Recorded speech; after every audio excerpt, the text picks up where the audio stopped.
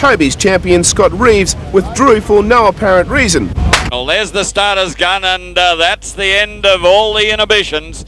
But there was still a quality field with Trevor Hendy, Michael King, the informed Steve Pullen and perennial bridesmaid Brad Stokes.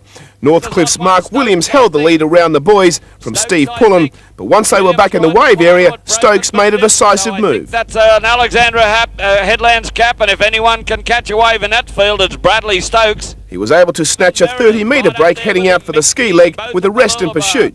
Here's Steve Pullen with the job ahead of him, but by gee, he's a tenacious fellow. Rob Brown of Service Paradise.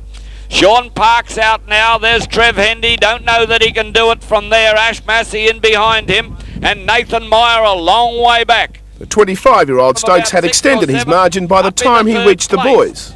But it's Stokes out in front at the moment. Stephen Short back in second place. Give Pullen third at this point. Right-hand side, Stephen Meredith, a brilliant ski paddler, in fourth.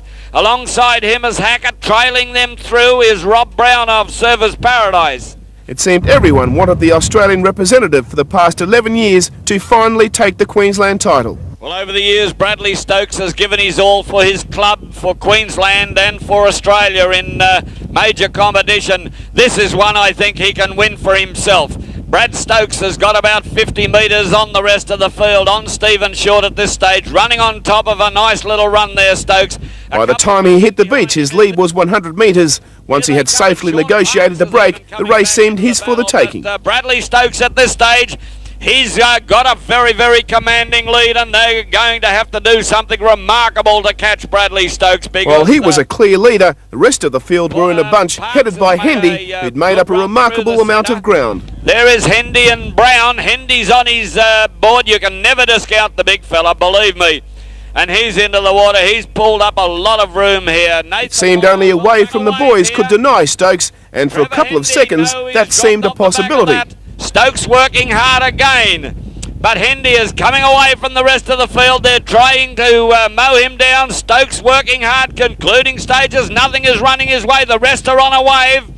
Bradley Stokes is working. He's got to get over this one, or they're going to make it difficult for him. He looks over the shoulder. He's blown down to the left-hand side, but they won't catch him. They won't catch him. He's got to run now.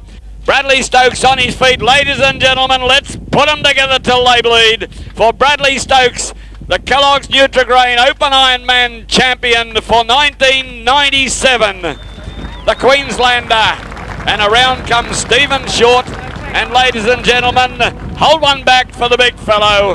Here's the man, Trevor Hendy, coming into third place. He's still a force in Ironman racing. Don't discount him ever, at your peril.